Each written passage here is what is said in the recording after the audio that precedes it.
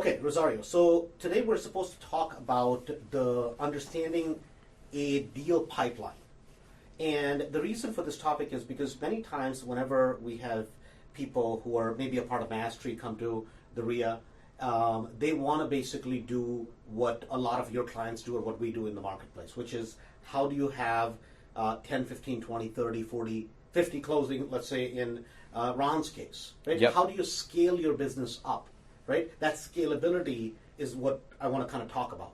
So let's first talk about, I guess, what is the definition of scalability as it relates to you? To me, is building a business that you're going from 5 flips a year to the following year 10, 15, but building a legit business. Okay. That is scalability to me. So, and you said Subway. Okay. Build a Subway. Build a McDonald's in real estate. So what a business is a repeatable process with a certainty at the end of it, which is that you can duplicate it. You do one thing, and the results can be duplicated over and over and over. Repeatable. With a repeatability so that you have a predictable result. Yes. Okay. So the second thing is, what do we mean by a deal pipeline? A deal pipeline is having inventory coming at you so that you're not scrambling for the next deal, right? If you were a Subway or you were a McDonald's and somebody comes into line and you don't have the ingredients or you don't have the food to serve them, what do you have, right? In the same way in real estate, people are looking at the next deal when they're ready for the next deal. You can't be looking for the next deal when you're ready. You have to be looking for it always. Okay, so this is an advanced concept I want to get into, and it's a Subway example is a good example. I mean, think about this, right? In a Subway, based on the location, they're going to have a predictable amount of buns that they're going to bake. Hopefully right? gluten-free. Yeah, hopefully gluten-free, right, in your case. But they're going to bake, let's just say, 100. Now, if they see that by, let's say, 12 o'clock, they ran out of 75 of those, and they expect that their predictable dinner crowd needs another 50, guess what? They need to get those in the oven before come 5 o'clock or 6 o'clock or 7 o'clock, whatever dinner time is. So they have those statistics, which is by the day or by the weekend. If it's a downtown location, they might have more foot traffic in the afternoon than in the evening, right? So they have some inventory that they create before they open the store. And then as the store is open, in the background, they're baking more so that they're ready for the customer who's yet to come. You said the key word, they're ready. Correct. So, and that's the same thing in real estate, right? That's what we mean by the deal pipeline. So when we talk about deals, what types of deals are there in the marketplace? You have MLS and then you have off-market. Okay, so we tend to do the same exact thing, right? We tend to categorize deals in 2 big buckets. And then in those buckets, you can further break down each bucket. So one is MLS, multiple listing service, and you can have a bunch of deals that are listed on the MLS.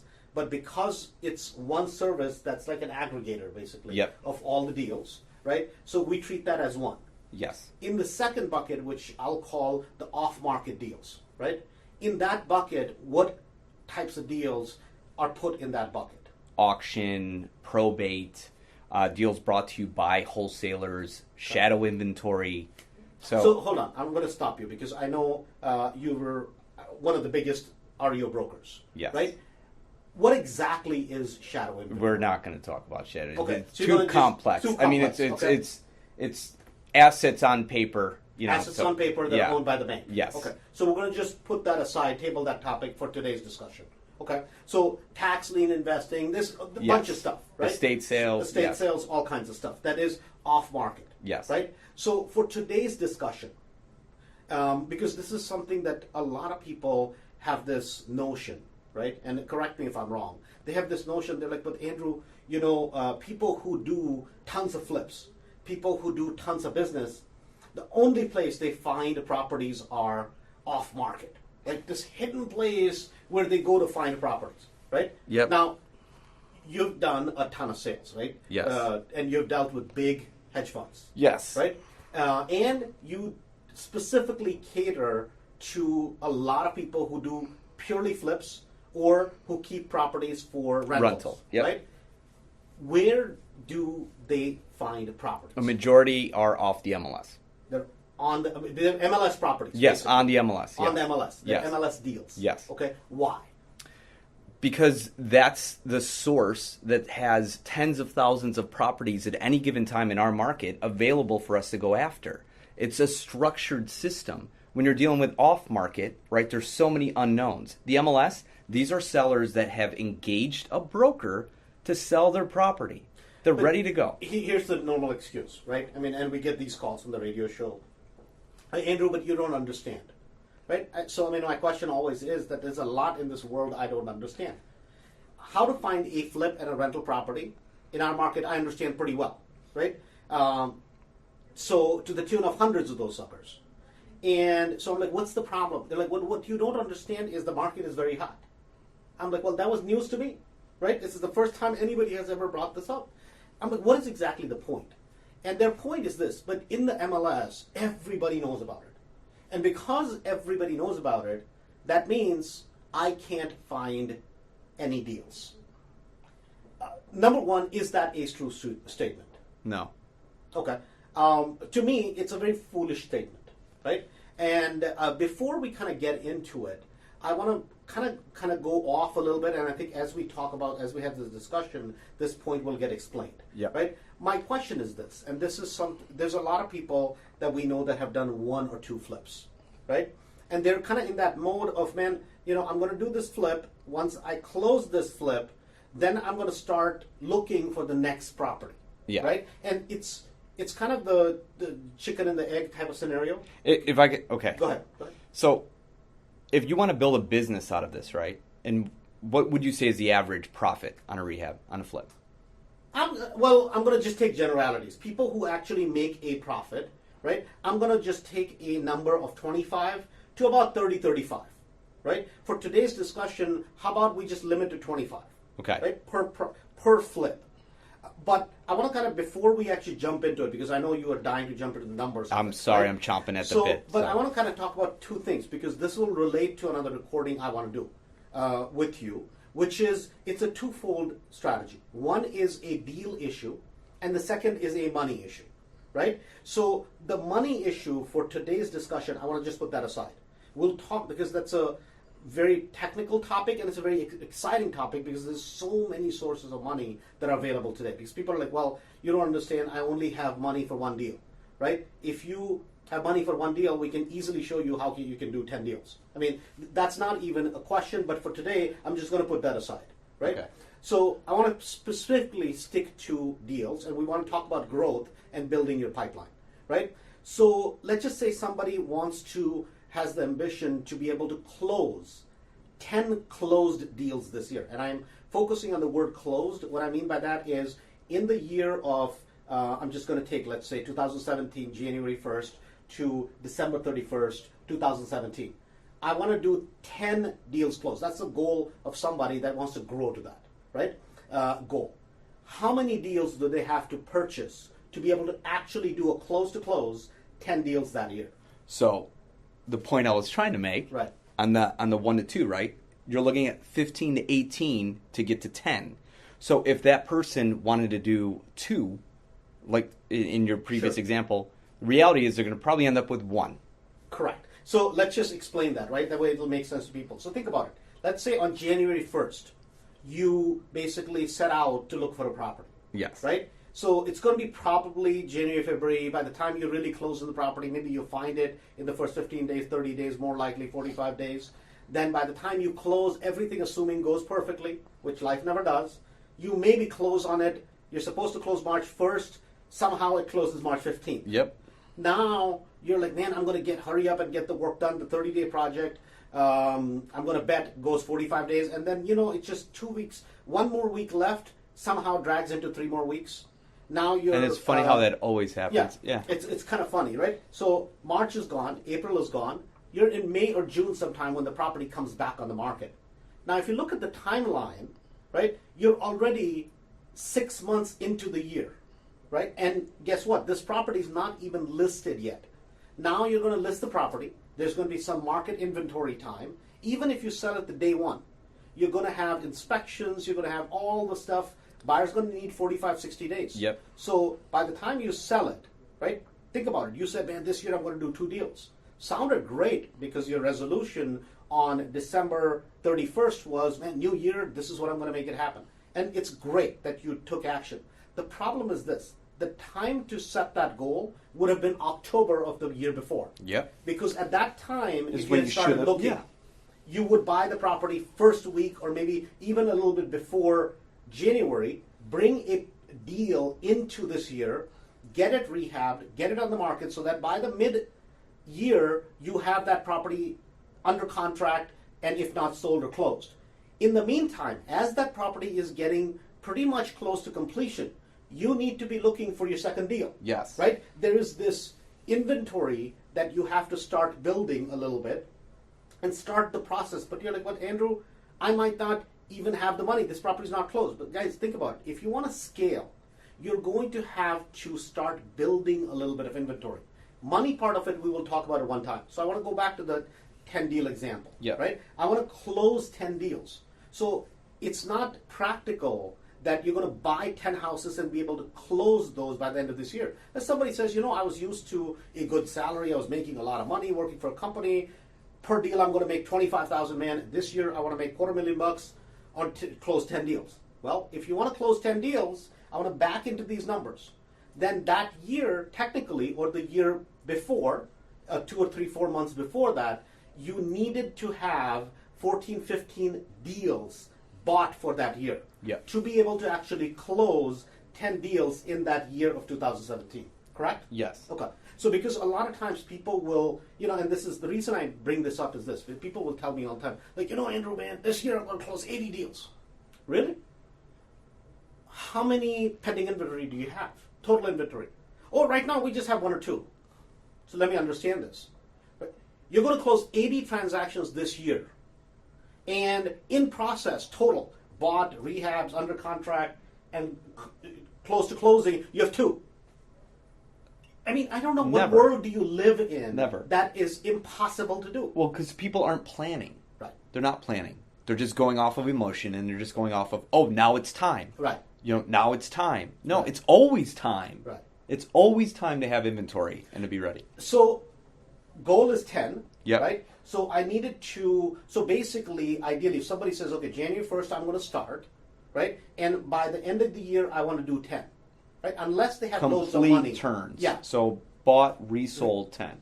10. Yeah. Right? That means they're going to have to buy 5, 6, 7, 8 properties right off the bat. Yes. Be able to rehab that many. Yep. Get it on the market, get those sold quickly, and in And the meantime, start, yeah. scale up and buy a bunch more. Yes. Right? So I want to kind of just build that back.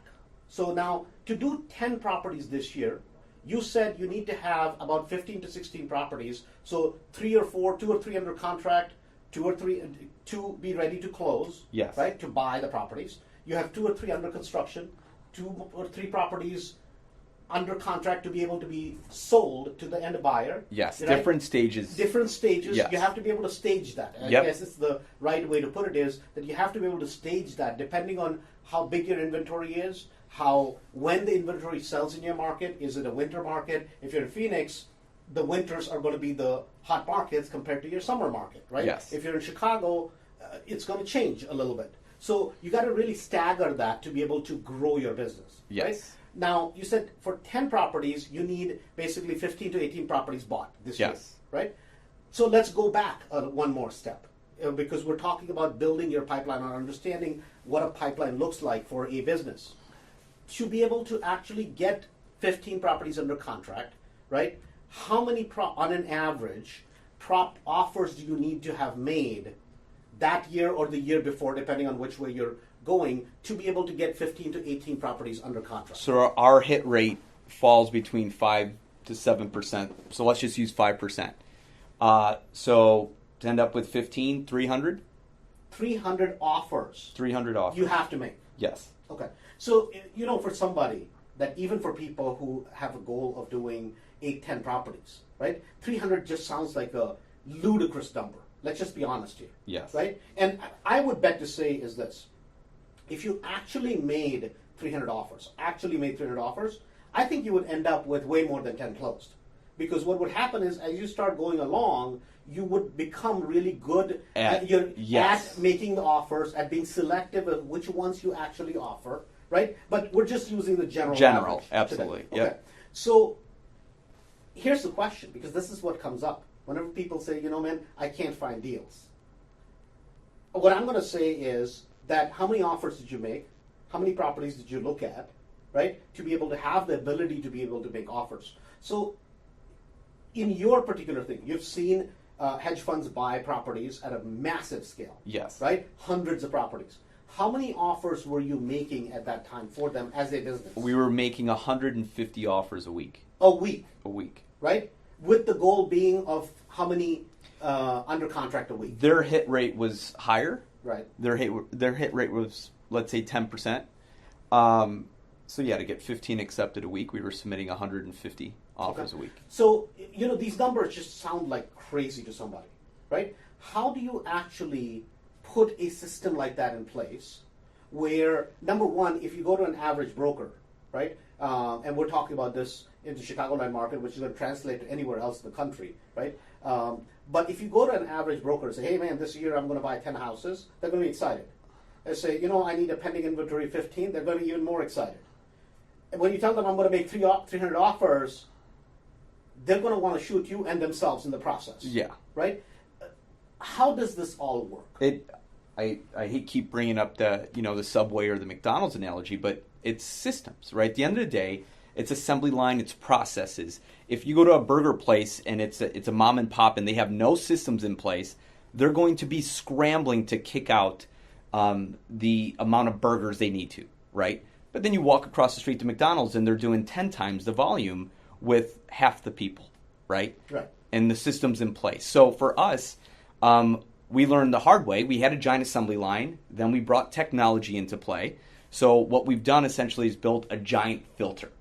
So what Clickinvest is, yes, right? What your business is, what you do, and why we're having this discussion is that you have two ways of doing this, right? Either somebody does it the way I did it for my own business, right? Which is sit in front of the MLS and every day go through all the new activated price changes, blah, blah, and miss a lot of inventory. Right? Yes. People think that they're like, man, you guys have done well. I'm like, yes, we're blessed.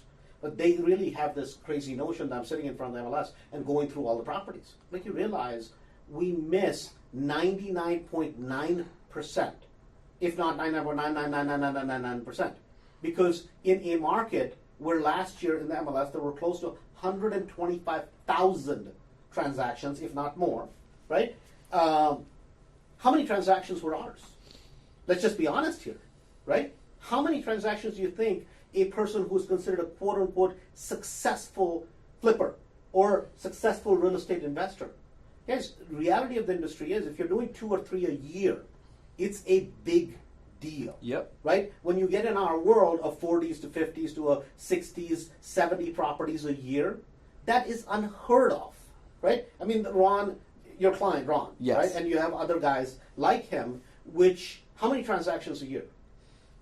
Anywhere from 35 to 60. 35 to 60, right? Yep. So they understand what a pipeline is. And yes, what you guys do is help investors build that pipeline where you constantly have deals coming in. They're working on the deals. They're basically rehabbing them. They're moving it towards the closing. They're getting them closed. So in the meantime, you have a bunch more properties that are ready to go. Is that correct? Yes. If you look at, so to go back to the filter analogy, so at any given time in our market, there's 25,000 single-family homes within a 50-mile radius of downtown Chicago. Okay, what Clickinvest does is take all 25,000 properties and analyze them every day, and takes it from 25,000 to the top 150, and then from the top 150, we find the top 20 to 25 a day. A day. A day. Per day. Yes. Okay. Because that's the other thing is that this is the crazy notion that people have, and I've had this happen, right? In Mastery, people are like, well, Andrew, I bet you today you can't find a property, right? I'm like, I'm not going to say today in this second, but I will take $1,000 bet with anybody, any given day of the market, where I bet you I can find a property, right, within 2 to 3 days. It'll have at least 25-30% margins, right? And not every deal is going to be, oh my God, $50,000 deal. Yeah. That's not reality, Yeah, right? But certainly I can find great margins for flips and for rentals. Because guess what? Guys, when there's 5, 6, 7,000 properties at any given time that are active, what are you looking for? One at a time, or two at a time, or three at a time, right? That's it. You're not looking for hundreds of properties. Yeah. And this is a crazy notion that a lot of times people have that, oh my God, I just can't find it. You know, that's different if you don't know how to look or what to How look and for. where to look. Right. Absolutely. Because we seem to be able to find a ton of these properties. Perfect example is, for us, you guys put in, I don't know, 8, 10, 12 offers, I think Yeah. it was, and 2 or 3 of them got accepted. 3 accepted. 3 yeah. accepted, right? Yeah. And the hit rate, of course, I'm not going to bid on a property if 10 people are going after it. The likelihood of somebody like me to bid on it is going to be very slim, because I don't really necessarily want to compete. I always want to have some edge. Maybe it's the edge that I know the neighborhood. Maybe it's the edge that I know the broker. Maybe it's the edge that we have done tons of those houses in that particular subdivision. You're buying the property for a flip, and I'm buying for a rental. I can beat you hands down every time Yep. if you're buying it for a flip, because you're going to be very price sensitive. If I'm buying it for rental, if I pay $1,000 more, $500 more, is it going to make a difference? No. No. But that $1,000 will beat you out We'll of the get you- competition. we'll get right? you the deal, And yeah. a lot of times, I think when people think about growth, right, they never think about the deal pipeline. They never think about building a business, right? All they think about is, man, I started doing flips, and voila, today I'm super successful, and I got a Ferrari, and I'm going to show you how to do it. Yeah, Right? no. I mean, nobody talk because this is building a business step by step. There's by no step. difference between real estate and a McDonald's. It's Right. a business. You can't be reactionary. Right. That's even a word. Is reactionary a word? Yeah. No, it is. It But is. you know what I mean? You can't go into it thinking that, oh, well, tomorrow this is going to happen. No, you have to be building the business at all times and running it like a business, because it is a business. So it's like a funnel, right? You have Yes. to keep feeding, Feeding the the funnel, pipeline, yeah. right, on the thing. And a lot of deals, because you have different sieves in that funnel, a lot of the stuff, like the first filter, is going to filter out 95% of the stuff. Sure. Then it's going to filter out even more, even more, even more. What you want out of that funnel is a continuous flow of properties that meet your criteria. Yes. Right? I mean, and anybody who says, well, I do X, Y, Z, right? And then you can't show me a deal pipeline where if you say I'm going to close 60 deals this year, well, you better have the 25, 30 deals in that pipeline. What I mean by that is you need to have that in inventory. Either it's bought, it's sitting, you haven't gotten to it yet, it's being rehabbed, or it's back on the market, or it's getting ready to be closed. If you don't have that inventory, it is impossible for you to be able to close, 2, 3, 4, 5, 6, 10 deals. Doesn't really matter. As your, goal, ambition for the year goes up, your pipeline has to be that big, and you have to keep feeding it more and more and more deals. And just like every other business, you need cash flow, right? Right. If the burger joint opens up, and imagine if it has one day of cash flow coming in, Right, just one day a year, right. boom, Boom, all of it, right. it all came in, Right. we're good. Or boom, it didn't all come in. Right. Now what? That day it snowed. That day it was a whole bunch of rain. And guess what? You're up the creek. Yep. So the reason I bring this up is because a lot of times, whenever we talk about building a business, most people never understand that this is like any place you go to work. They have systems in place. Now you might say, you know something, man, I can do one off. Any one of us can build a better burger than most burger places, right? Buy great quality ingredients, take care of what you cook, and you can probably come up with a good burger. The problem is this: how do you do it from the time somebody orders it, within the 2 minutes it takes you, or you drive around the driveway, and basically you're basically making the order, and boom, you pay for it, and then you don't want to wait a second. Within that 60 seconds, 90 seconds that it takes, you need your Coke, you need your fries, and you need your burger. Well, guess who's the best in the world at doing it? It's McDonald's. Yep. Right? There's a lot of gourmet chains that can take half an hour to make a great burger, and they can beat McDonald's hands down. But guess who has the most revenue? It's McDonald's. Hands Not down. because they make the best burger, because guess what? They make the same burger, like it or not, but around the world it's going to be the same crappy burger every time. But you know what you get. And what pipeline means is building a business, and it's important to understand that the fundamentals, what it takes to build a business. You're not going to go from doing 1 deal to 10 deals just because you have a goal and you have a passionate desire and write it down. You can write it down all you want. That's important. But what is important is understanding the business fundamentals. As we wrap this up, anything else you want to kind of share? You mentioned stages earlier, and I think that was a really, really good point. You have to operate in stages, and you have to ramp up. With every business, you're going to start out slow.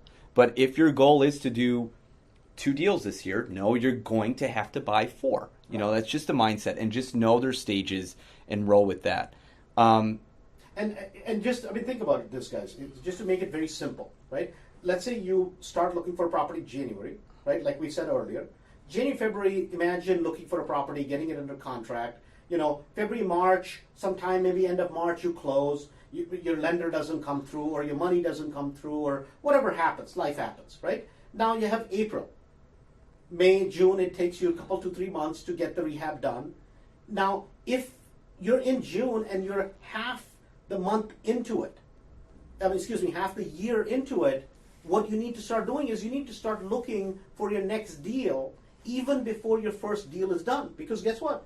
Your goal is to get 2 of them done this year. Yep. So you have to stage that accordingly.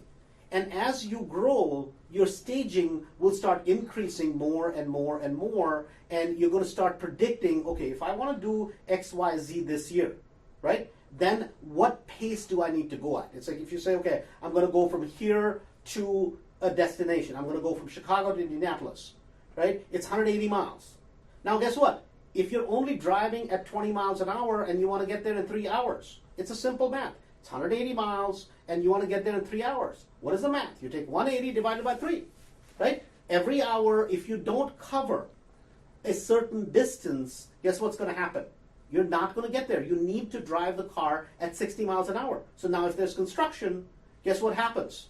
You got to make up for it in the next mile. So maybe you speed a little bit more, right? And then you're like, oh my God, I got to catch up. For last 10 minutes, I was in 40 miles, I could only drive, right? So now I got to speed up. And it's the same exact way of building a business. And that's really what a deal pipeline is. Because people who have that up and down, and most people have that, right? That they don't understand deal flow, and they don't understand having a deal pipeline. And when you have the up and down, when you speed up to try to make up ground, you get tickets. Exactly. You pay the you price. Get smacked every time. You pay the price for it. Oh my God, I'm running out of time this year, so let me just go ahead and buy this property. Because I know maybe it's not as good, but I'm going to do this. And you start forcing things because, and then that's not a business, and then you run into trouble. It becomes a trade. That's a final thought. I want to leave that before we wrap up this recording, which is a lot of times people think that they get into real estate and that day real estate God is supposed to give them a deal that week. Oh, right? yeah. And they try to force Always. the market. Yep. They try to force the market. And a lot of times what investing is this. You can never force the market. You have to be in the marketplace and you have to let the marketplace hand the deals to you. I had a guy last night blow me up. Former client, now he's ready for another one. He's ready for another. You should always be ready, right? Blow me up last night. I need a deal right now. Because his deal closed. And I said, if you need a deal right now, you should have been submitting offers 45 days ago. Yes. Okay? You always need to be ready. The best investors we have that are prepping for what? The spring market, guess what they're doing? They're buying right now. We were just talking about this today. Just before you came in, we were going through, I think, 18 or 20 properties that are on the books right now, right? These are not rentals. These are properties that have yet to be touched or are being worked on. And 2 or 3 of them, Raul's like, man, nobody can get to them right now. Let's get somebody. I'm like, listen, we can't sell those until February anyways. It's okay. Let's get all the rentals done. And then let's put the flips on a little bit of back burner because we'll get a little bit better price in February. And guess what's going to happen? Come February, boom, boom, boom, boom, boom. A lot of those properties are going to be gone. And now suddenly, even people like us are not going to have inventory. We know that. So we have to predict that going into the next year. How much can we buy at great pricing in winter? so that we have a carryover pending inventory going into the new year. Kind of sounds like a business. It's a business, exactly. So I just wanted to bring up that topic because that's a topic that I've never heard covered, right? It's too much of a business topic, I think, for real estate people sometimes, because that is how a business looks at it. And you can source deals from MLS, you can source deals from a lot of places. The easiest being is MLS, and easiest being using something like what you guys do, right? Yep. Which is always provide deals day in and day out, doesn't matter what happens. Whenever, yep. Right? So again, great discussion. Look out for the next recording. The next recording is specifically going to be on building scale. We're going to start with, we're going to talk about money. And we're going to start with your business lines of credit on the front end, hard money, and then how do you scale up to being an investor where you're borrowing lines of credit, where you have $1 million, $2 million, $3 million open lines that you use. How do you grow into that? A lot of times people think that, well, as I grow, I'm just going to pay cash for stuff. Guys, think about any business. People who own big businesses, they're very wealthy people. They're not using their own hard cash to build another business.